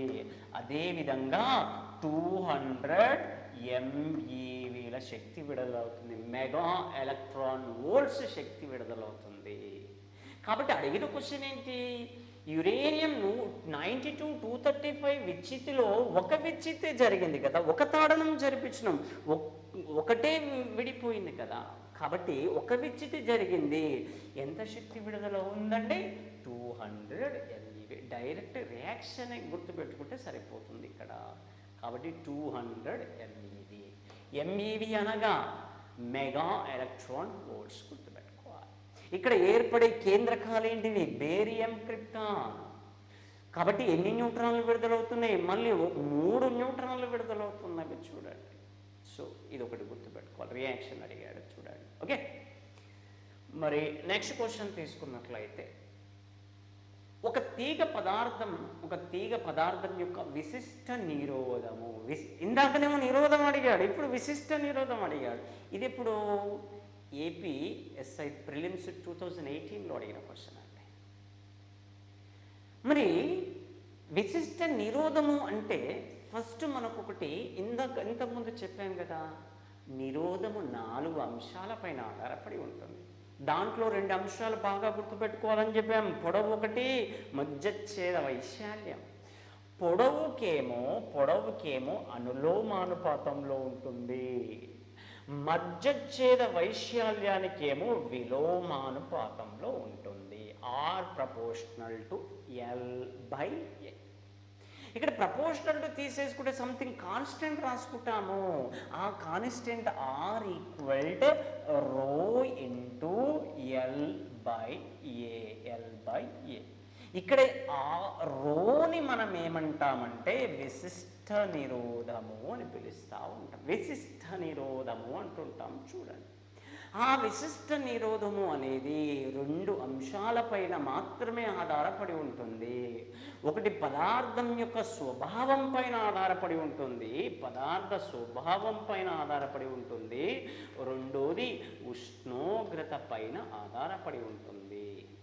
కానీ నిరోధమేమో 4 అంశాలపైన ఆధారపడి ఉంది, కానీ విశిష్ట నిరోధం 2 అంశాలు ఇక్కడ, ఒకటి స్వభావం పైన, ఇంకోటి ఉష్ణోగ్రత పైన. ఇక్కడ చూడండి, మరి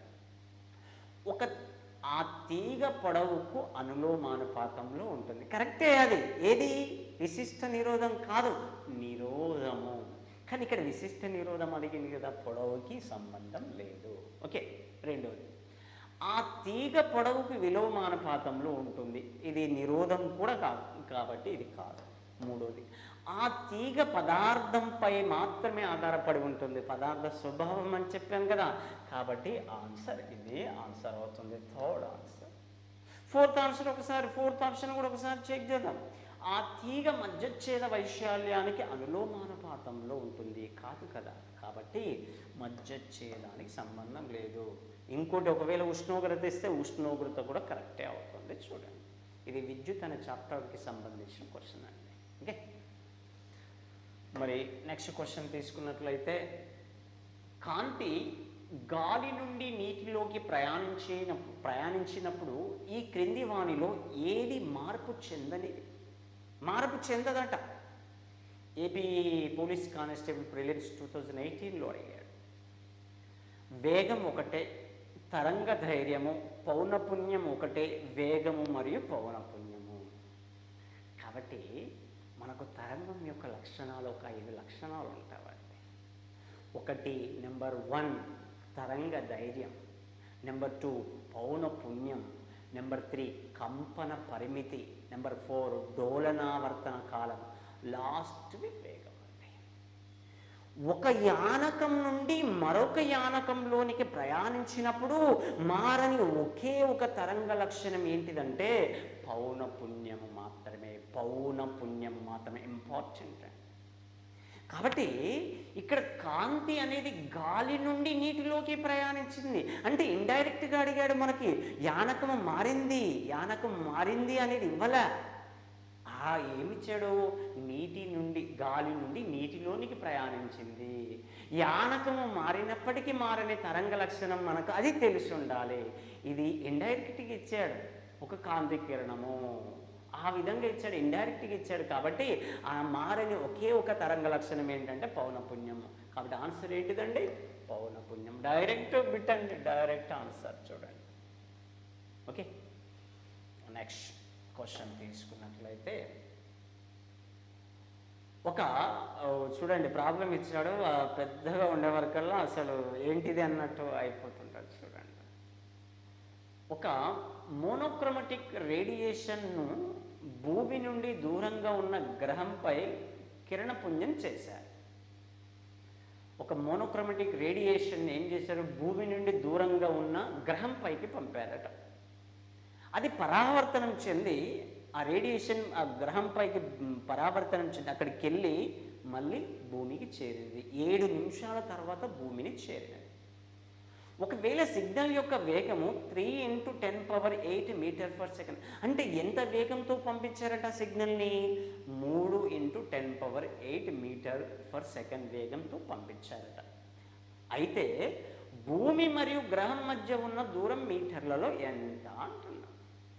కాబట్టి ఈయన భూమి అంటే ఈయన గ్రహం అనుకుందాం. ఇక్కడి నుంచి ఇక్కడికి ఒక మోనోక్రోమాటిక్ రేడియేషన్ పంపించారండి. ఎంత వేగంతో పంపించారు? 3 × 10⁸ మీటర్/సెకండ్ వేగంతో పంపిస్తే మళ్ళీ ఇది ఎక్కడికి వచ్చింది? మళ్ళీ భూమిని చేరింది. ఎన్ని నిమిషాల తర్వాత భూమిని చేరింది? ఎన్ని నిమిషాలండి? సో ఇక్కడ 7 నిమిషాలు అని ఇచ్చాడు, 7 minutes అని ఇచ్చాడు. అయినా ఈ గ్రహం నుండి భూమికి మధ్య గల దూరం ఎంత అంటున్నాడు. ఇది మన పరావర్తనం లేదా ప్రతిధ్వని, ధ్వనిలో వచ్చింది. ఇది కాంతి ఇచ్చాడు కాబట్టి కాంతి దగ్గర నేర్చుకోవచ్చు. మరి ఇక్కడి నుంచి ఇక్కడికి దూరం ఏమనుకున్నాము? d దూరం ఉందనుకున్నాము. ఈ భూమి నుంచి గ్రహానికి మధ్య గల దూరం d. ఇక్కడ కాలం ఏమనుకున్నామంటే ఎంత కాలంలో ప్రయాణం చేసిందంటే t కాలం అనుకుందాం, t సెకండ్స్ అనుకుందాం. మరి ఎంత వేగంతో చేసిందంటే v మీటర్/సెకండ్ వేగంతో ప్రయాణించిన అప్పుడు ఏమవుతుందంటే వేగము ఈక్వల్ టు దూరము బై కాలం కదా. దూరం ఎంత? d దూరం. కానీ అందరూ d దూరం అనుకుంటారు. మళ్ళీ అక్కడి నుంచి మళ్ళీ ఇక్కడికి వచ్చింది కదా. అప్పుడు ఏమవుతుంది? d + d / t, దూరము బై కాలం. అప్పుడు మనకు దూరం విలువ కావాలి కదా. అప్పుడు 2d ఈక్వల్ ఏమవుతుంది? vt. అదే d విలువ కావాలి కదా, vt/2 అవుతుంది. v విలువ ఎంత? 3 × 10⁸. t విలువ ఎంత? 7 నిమిషాలు. 7 నిమిషాలంటే మనం సెకండ్లోకి మార్చుకోవాలి కదా. 7 × 60 సెకండ్స్ కదా. డివైడెడ్ బై ఎంత అండి? 2. Divided by 2. 2 1 2, 2 30 60, 2 30 60. ఇక్కడ చూడండి 3 × 3 ఎంత అండి? 9. 3 × 3 9. 9 × 7 ఎంత? 63. కాబట్టి 63 ఇంటూ ఇక్కడ 10⁸ ఉంది, ఇక్కడ ఒక 0 ఉంది కదా. అప్పుడు ఎంత అవుతుంది? 10⁹. 10⁹. ఇది దేంట్లో? ఇది మీటర్లలో. దేంట్లో అండి? మీటర్లో అడిగింది కదా, మనం కూడా మీటర్లో కలుపుతాం. ఆన్సర్ ఉందా చూడండి. 63 × 10⁹. 63 × 10⁹ అసలు లేదు. కానీ ఇక్కడ 6.3 ఉంది కదా. కాబట్టి ఇక్కడ పాయింట్ పెట్టుకున్నట్లయితే ఒక సున్నాన్ని కలుపుకోవచ్చు కదా. అప్పుడు ఏమవుతుంది? 6.3 × 10⁻10 అవుతుంది కదా. కాబట్టి ఈ ఆన్సర్ ఎక్కడైనా కనబడుతుందా? కనబడుతుంది కదా. కాబట్టి థర్డ్ ఆన్సర్ కరెక్ట్ ఆన్సర్. అంటే ఆ ప్రాబ్లం ఇచ్చే వరకల్లా మనం భయపడతాం, ఫస్ట్ భయపడతాం. చూడండి, అంటే ఆ పెద్దగా ఉండే వరకల్లా మనం ఏం లేదు అక్కడ ప్రతిధ్వని లేదా మనము అక్కడ ఆ సముద్రపు లోతును కనుక్కోవడానికి కూడా అదే ఫార్ములా అప్లై చేస్తూ ఉంటాం.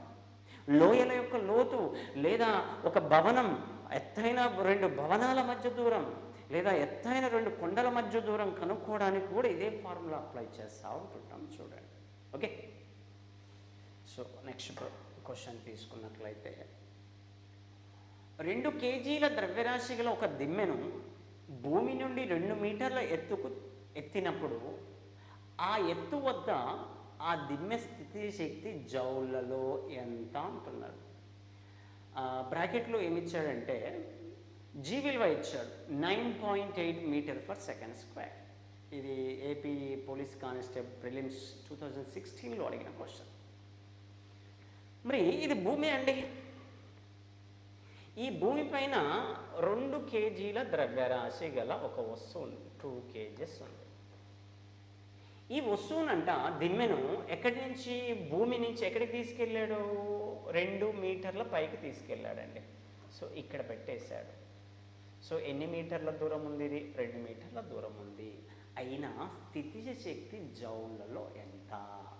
శక్తికి ప్రమాణం జౌల్స్.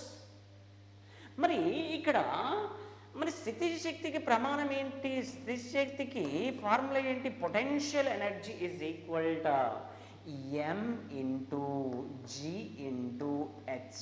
ఈ ఫార్ములా తెలిసి ఉండాలి. ఈ ఫార్ములా తెలిసి ఉంటే డైరెక్ట్ సబ్మిట్ చేయడం, అంతే, ఏం లేదు.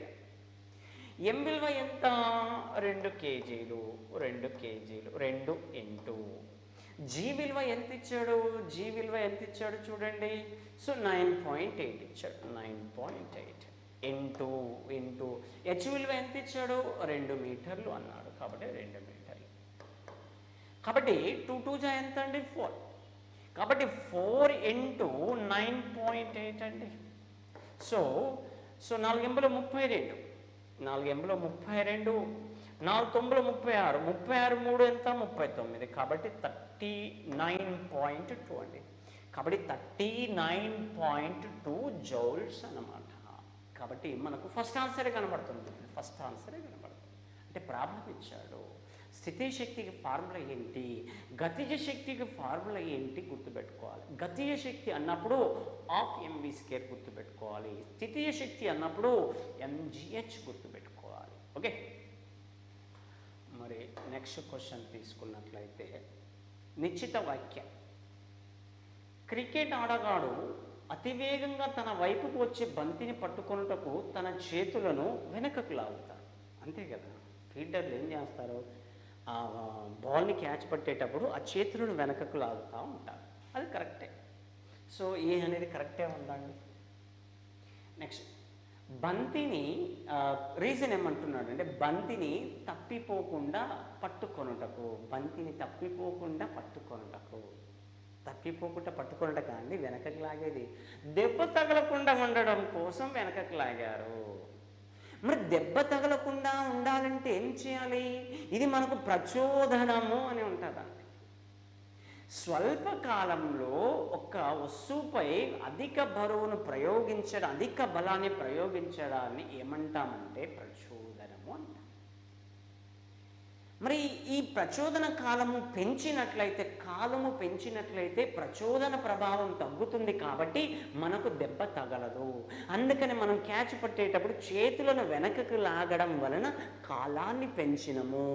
ఈ కాలాన్ని పెంచినము కాబట్టి ప్రచోదన ప్రభావం తగ్గింది. ఆ ప్రచోదన ప్రభావం తగ్గింది కాబట్టి మన చేతుల పైన బల ప్రయోగం తగ్గింది కాబట్టి మన చేతులకు దెబ్బ తాకదు అన్నమాట. చూడండి.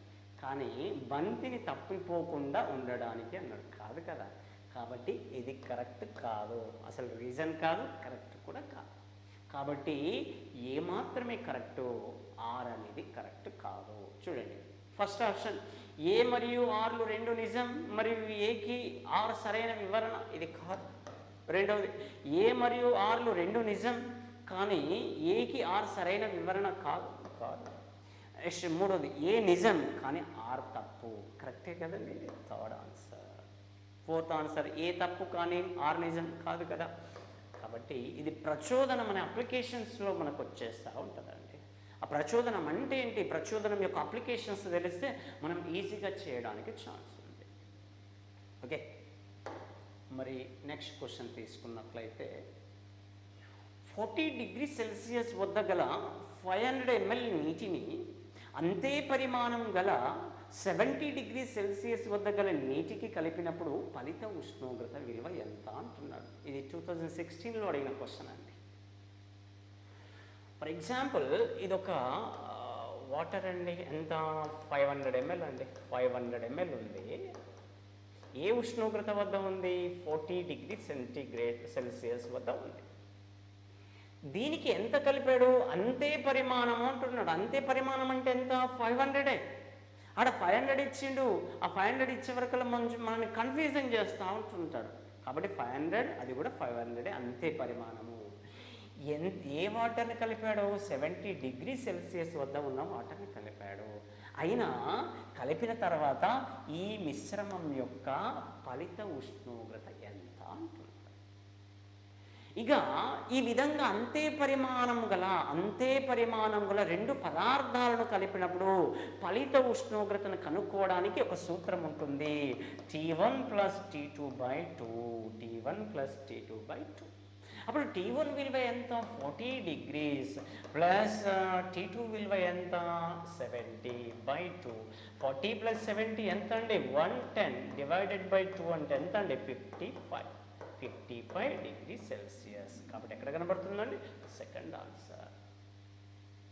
అంటే ఇది డైరెక్ట్గా ఇస్తే ఇట్లా వేయవచ్చు కదా, కానీ ఇక్కడ మార్చిండి అనుకుందాం.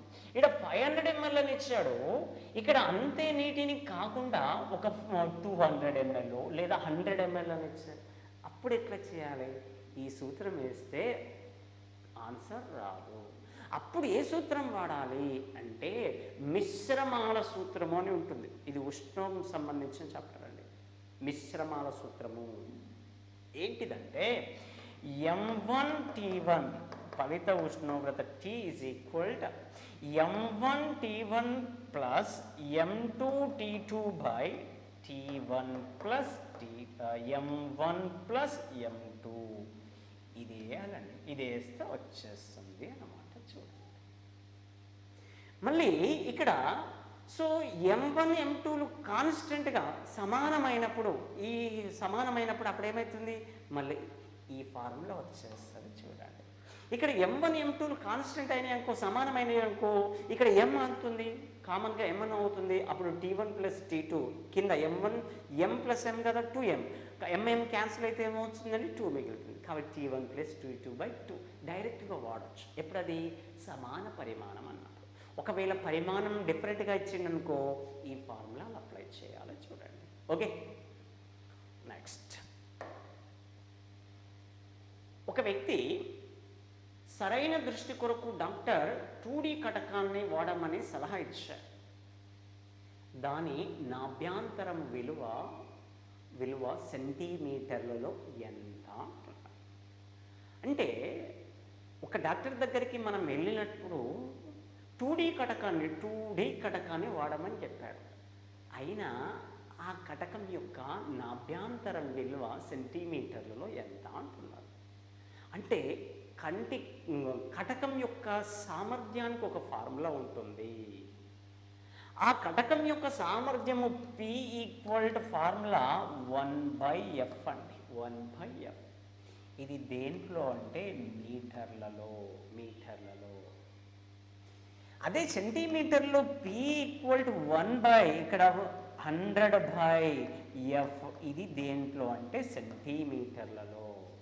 కాబట్టి ఇది మీటర్లో అడిగినప్పుడు ఇది అప్లై చేయాలి, సెంటీమీటర్లో అడిగినప్పుడు ఇది అప్లై చేయాలి. P అంటే ఏంటి? పవర్ ఆఫ్ లెన్స్ అన్నమాట. కటకం యొక్క సామర్థ్యం. కటకం యొక్క సామర్థ్యాన్ని ఎప్పుడు కూడా దేంట్లో తెలియచేస్తాం? D అంటుంటాం. D అంటే డయాప్టర్, గుర్తుపెట్టుకోవాలి. D అంటే డయాప్టర్లలో తెలియచేస్తాము. కాబట్టి ఇక్కడ కటకం యొక్క 2D అని ఇచ్చాడు. 2D అంటే అర్థం ఏంటి? కటకం యొక్క సామర్థ్యం ఇచ్చాడు. సామర్థ్యం విలువ ఎంత ఇచ్చాడు? 2 ఇచ్చాడు. P విలువ ఇచ్చాడు. అయినా F విలువను కనుక్కోండి అంటున్నాడు. అప్పుడు P విలువ 2 కదా, అప్పుడు F = ఏమవుతుంది? F సెంటీమీటర్లలో ఏమవుతుంది? 100/, ఏమవుతుంది? P. 100/P విలువ ఎంత అండి? 2D అని ఇచ్చాడు కాబట్టి 2. 2 1 2 50లో, కాబట్టి 50 సెంటీమీటర్లు. కాబట్టి ఆన్సర్ ఏందండి? థర్డ్ ఆన్సర్ అవుతుంది. చూడండి. ఓకే, అంటే ప్రాబ్లం అడుగుతా ఉన్నాడు చూడండి. ఓకే, నెక్స్ట్ తీసుకున్నట్లయితే మానవ హృదయం సగటున నిమిషానికి 75 సార్లు కొట్టుకుంటుంది. అది మనకు తెలిసిన విషయం. 75 నుంచి 80 అని చెప్తుంటాం. సో అది జనరల్గా మనకు తెలిసిన విషయం. ఆ విషయం, ఆ హృదయం యొక్క స్పందన పౌనపుణ్యం ఎంత అంటున్నాడు. చూడండి, ఎంత అప్లికేషన్ టైప్లో అడిగాడు క్వశ్చన్. అంటే పౌనపుణ్యాన్ని కనుక్కోమని చెప్పాడు కదా. మనకు పౌనపుణ్యం యొక్క డెఫినేషన్ తెలిసి ఉండాలి. పౌనపుణ్యం యొక్క డెఫినేషన్ ఏంటంటే, 1 సెకను కాలంలో చేసే కంపనాల సంఖ్యను పౌనపుణ్యం అంటాం. ఆ డెఫినేషన్ తెలిస్తే ఇది ఆన్సర్ వచ్చేస్తుందండి, అంతే. ఇక ఏదేదో చేస్తూ ఉంటుంటారు, కానీ ఆ డెఫినేషన్ తెలిస్తే ఈజీ అన్నమాట. 1 సెకను కాలంలో చేసే కంపనాల సంఖ్య. కానీ ఇక్కడేం తెచ్చాడు? నిమిషానికి 75 సార్లు. నిమిషం అంటే ఎంత? 60 సెకండ్లు. కాబట్టి 60 సెకండ్లకు ఎన్ని కంపనాలు చేసింది? కొట్టుకుంది అంటే కంపనాలు చేసింది. 75 కంపనాలు చేసింది. మరి పౌనపుణ్యం అంటే ఎన్ని సెకండ్లో కనుక్కోవాలి? 1 సెకండ్ కదా. అయినా 1 సెకండ్కి ఎంత? అప్పుడు ఏమవుతుంది? 1 ఇంటూ అడగుణకారం 75/60. ఓకే, అప్పుడు ఏమవుతుంది? 61లో 60, 61లో 60 అండి. సో 61లో 60 అంటే ఎంత మిగులుతుందండి? సో అక్కడ 60 అంటే 15 మిగులుతుంది. 15 మిగులుతుంది కాబట్టి 150 పాయింట్ పెట్టుకుంటే 150. 150 అంటే 3 6ల 18 కాబట్టి 2లో పోతుంది. కాబట్టి 2 6ల 12. కాబట్టి 2 6ల 12. 1.2. 12 అంటే 120 కదా. 120 అంటే ఇంత 135 ఉండే కదా. 135. సో 15 అంటే ఏమవుతుందండి? 15 మిగులుతుంది. సో 15 కదా, ఇక్కడ 75. సో 61లో 60, 60 అంటే 15 మిగిలింది. 62లో 120, 120 అంటే 30 మిగిలింది.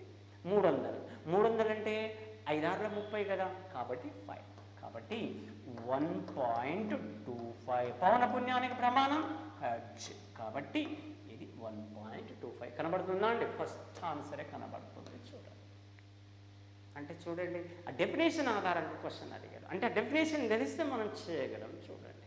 ఓకే, నెక్స్ట్, ఒక నక్షత్రం వెలువడే కాంతి వర్ణపటంలో నీలి విస్థాపనం దీనిని సూచిస్తుంది. బ్లూ షిఫ్ట్ అన్నమాట. బ్లూ షిఫ్ట్ దీనిని సూచిస్తుంది అంటున్నారు. ఏ, భూమి నుంచి ఆ నక్షత్రం దూరంగా పోవడం. బి, రెండవది, ఆ నక్షత్రం విరామ స్థితిలో దూరంగా పోవడం. ఆ నక్షత్రం భూమి వైపుగా రావడం. ఆ నక్షత్రం యొక్క ఉష్ణోగ్రత తగ్గడం. ఇది డాప్లర్ ఫలితంలో ఒకటి మనకు కనబడుతుందండి. సో డాప్లర్ ఫలితంలో ఏం చెప్తామంటే, జనకము, ధ్వని జనకము, ధ్వని పరిశీలకుడు, ధ్వని జనకము, ధ్వని పరిశీలకుడు సాపేక్ష చలనంలో ఉన్నప్పుడు ఆ పరిశీలకుడు వినే దృశ్య పౌనపుణ్యంలో పౌనపుణ్యం మారుతుంది. సో ఆ దృశ్య పౌనపుణ్యంలో మార్పునే మనం ఏమంటామంటే డాప్లర్ ఫలితం. అంటే మనము పరిశీలకునికి దగ్గరగా వెళ్తున్నట్లయితే, జనకము పరిశీలకునికి దగ్గరగా వెళ్ళినట్లయితే ఏమవుతుంది? పౌనపుణ్యం అనేది పెరుగుతుంది. అదేవిధంగా సో జనకము అనేది, ధ్వని జనకము అనేది పరిశీలకునికి దూరంగా వెళ్తుంటే పౌనపుణ్యం తగ్గుతుంది. ఇక్కడ నేను ధ్వని, ఇదేమో కాంతి విషయంలో ఇచ్చాడు. కాబట్టి ఈయన భూమి అండి, ఈయన భూమి, ఈయన నక్షత్రం అండి. మరి ఈ నక్షత్రము భూమికి దూరంగా వెళ్తుంది అనుకుందాం. దూరంగా వెళ్తుంది. దూరంగా వెళ్ళినట్లయితే ఏం జరుగుతుంది? పౌనపుణ్యము దూరంగా వెళ్తే పౌనపుణ్యము తగ్గుతుంది. మరి పౌనపుణ్యం అనేది తగ్గినట్లయితే తరంగ ధైర్యం విలువ ఏమవుతుంది? తరంగ ధైర్యం విలువ, కాబట్టి ఈ విలోమానుపాతంలో ఉంటుంది, గుర్తుపెట్టుకోవాలి. ఈ ఈక్వల్ టు హెచ్ న్యూ అంటాం, E equal to h nu అంటాం, nu equal to c by lambda అంటుంటాం. కాబట్టి ఈ న్యూకి ల్యాంబ్డాకి విలోమానుపాతం కదా. అంటే పౌనపుణ్యం తగ్గినట్లయితే ల్యాంబ్డా విలువ పెరుగుతుంది, ల్యాంబ్డా విలువ పెరుగుతుంది. అంటే అధిక తరంగ ధైర్యము, అధిక తరంగ ధైర్యం గల రంగు ఏంటి?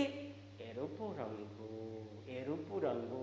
అప్పుడు ఆ నక్షత్రం ఎర్రగా కనబడుతుంది, దాన్ని రెడ్ షిఫ్ట్ అని పిలుస్తూ ఉంటాము, ఎరుపు విస్థాపనము అని పిలుస్తూ ఉంటాము. ఎప్పుడైతే ఈ నక్షత్రము భూమికి దగ్గరగా వస్తుందో, భూమికి చేరువగా వచ్చేస్తుందో, ఆ చేరువగా వచ్చినప్పుడు పౌనపుణ్యం విలువ ఏమవుతుంది? పెరుగుతుంది. పౌనపుణ్యము విలువ పెరిగినట్లయితే ల్యాంబ్డా విలువ ఏమవుతుంది? తగ్గుతుంది. అత్యంత ల్యాంబ్డా తరంగ ధైర్యం విలువ తక్కువగా ఉన్న రంగు ఏమిటంటే వైలెట్. సో వైలెట్ మన కన్ను గుర్తించదండి, అత్యంత శక్తివంతమైన రంగు. తర్వాత ఇండిగో మన కన్ను గుర్తించదు. తర్వాత వచ్చే రంగు ఏంటి? బ్లూ. కాబట్టి ఆ నక్షత్రం నీలి రంగులో కనబడుతుంది, దాన్ని నీలి విస్థాపనము అంటాం. కాబట్టి బ్లూ షిఫ్ట్. ఎప్పుడు? పౌనపుణ్యము పెరుగుతుంది కాబట్టి తరంగ ధైర్యం విలువ తగ్గుతుంది. ఎప్పుడు? ఈ నక్షత్రం భూమికి చేరువలో వచ్చినప్పుడు. కాబట్టి ఇక్కడ నీలి విస్థాపనము అన్నాడు కదా. మరి నీలి విస్థాపనము అంటే ఏంటి? నక్షత్రం భూమికి చేరువుగా, అంటే భూమి వైపు కదులుతున్నప్పుడు. కాబట్టి ఆ నక్షత్రము భూమి వైపుగా రావడము అన్నమాట. చూడండి. ఓకే, మరి నెక్స్ట్ క్వశ్చన్ తీసుకున్నట్లయితే, ఒక స్వభావజ అర్ధవాహకంను దీనితో మాదీకరణం చేసినప్పుడు పి రకము అర్ధవాహకం ఏర్పడుతుంది. మనకు అర్ధవాహకాలు విద్యుత్ పరంగా పదార్థాలు 3 రకాలు. ఏంటివంటే వాహకాలు అంటాం, బంధకాలు అంటాం, అర్ధవాహకాలు. అర్ధవాహకాలు స్వభావజ అర్ధవాహకాలు, అస్వభావజ అర్ధవాహకాలు. ఆ స్వభావజ అర్ధవాహకాలలో వాహకత అనేది, విద్యుత్ వాహకత అనేది దేని వలన జరుగుతుందంటే, ఒకటి రంధ్రాల వలన, ఇంకోటి ఎలక్ట్రాన్ల వలన జరుగుతుందండి. రంధ్రాలు ఎలక్ట్రాన్ల వలన జరుగుతుంది. ఈ స్వభావజ అర్ధవాహకాల యొక్క వాహకతను పెంచాలి. ఈ వాహకతను పెంచాలంటే ఏం చేయాలి? రంధ్రాల సంఖ్యనన్నా పెంచాలి, ఎలక్ట్రాన్ల సంఖ్యనన్నా పెంచాలి. ఆ పెంచడం కోసం ఏం చేస్తామంటే మాలిన్యాలను కలుపుతూ ఉంటాం, మూలక పరమాణువులను కలుపుతూ ఉంటాము. ఆ ప్రక్రియని మాందీకరణం, డోపింగ్ అని పిలుస్తూ ఉంటుంటాం. ఏ గ్రూప్ మూలకాలను కలుపుతాము? ఒకటి థర్డ్ ఏ గ్రూప్ అయినా దీన్నే మనం ఏమంటామంటే 13th గ్రూప్ అని పిలుస్తూ ఉంటాం ప్రజెంట్గా. ఇంకోటి 5th ఏ గ్రూప్ అయినా దీనినే 15th గ్రూప్ అంటాం. దీన్నేమో త్రిసంయోజక అంటాం, ఇదేమో పంచ సంయోజక అంటాం. ఈ త్రిసంయోజక అంటే మరి అర్ధవాహకాల్లో సిలికాన్ కదా. మరి సిలికాన్ తీసుకున్నట్లయితే 4th గ్రూప్ మూలకం, 4th ఏ గ్రూప్ మూలకం. మరి ఇదేంటి? థర్డ్ ఏ కదా. ఈ థర్డ్ ఏ అంటే ఎలక్ట్రాన్ల సంఖ్య ఎలా ఉంది? దానికంటే తక్కువగా ఉంది. ఎలక్ట్రాన్లు తక్కువగా ఉన్నదంటే ఏంటిది? గ్రాహిత మాలిన్యాలు అంటాం. థర్డ్ ఏ గ్రూప్ మూలకాలను అంటే గ్రాహిత మాలిన్యాలు. థర్డ్ ఏ గ్రూప్ మూలకాలను కలపడం వలన ఏర్పడే అర్ధవాహకం పేరేం పేరంటే పి రకము అర్ధవాహకము. పి రకం. అప్పుడు రంధ్రాల సంఖ్య అనేది ఎలక్ట్రాన్ల కంటే ఎక్కువగా ఉంటుంది. అప్పుడు విద్యుత్ వాహకత అనేది పెరుగుతుంది. అదే 5th ఏ గ్రూప్ మూలకాలను లేదా 15th గ్రూప్ మూలకాలు ఇక్కడ 14th లేదా 4th ఏ అన్నాం కదా, సిలికాన్. కాబట్టి సిలికాన్ కంటే 15th అంటే ఎలక్ట్రాన్ల సంఖ్య ఎక్కువ ఉంది కదా. ఎలక్ట్రాన్లు ఎక్కువ ఉన్నాయి అంటే ఏంటివి? ఎలక్ట్రాన్ దాత కదా. కాబట్టి వీటిని దాత మాలిన్యాలు అంటుంటాం. ఈ దాత మాలిన్యాలను కలపడం వలన ఏమి ఏర్పడుతున్నామంటే ఎలక్ట్రాన్ల సంఖ్య ఎక్కువ అవుతుంది. ఎలక్ట్రాన్లు n కాబట్టి గుర్తుపెట్టుకోవాలి, ఎలక్ట్రాన్ల సంఖ్య ఎక్కువ కావడం వల్ల వాహకత పెరుగుతుంది. వాటిని n రకం అర్ధవాహకాలు అంటాం. కాబట్టి ఇక్కడేం అడిగాడు? పి రకం అర్ధవాహకం ఏర్పడాలి. పి రకం అర్ధవాహకం ఏర్పడాలంటే 13th గ్రూప్ మూలకాలను కలపాలి, లేదా థర్డ్ ఏ గ్రూప్ మూలకాలు, లేదా త్రిసంయోజక మూలకాలు, లేదా ఏమన్నామండి? సో గ్రహిత మాలిన్యాలను కలపాలి. కాబట్టి ఆన్సర్ ఏమవుతుందండి? ఇప్పుడు గ్రహిత మాలిన్యాలు. ఇక్కడ 5th గ్రూప్ అన్నాడు, 5th గ్రూప్ కాదు. 4th గ్రూప్ అన్నాడు, 4th గ్రూప్ కాదు. దాత మాలిన్యాలు అంటే ఏంటివి? 5th గ్రూప్ లేదా 15th గ్రూప్ లేదా 5th ఏ గ్రూప్. అప్పుడు ఏది ఏర్పడుతుంది?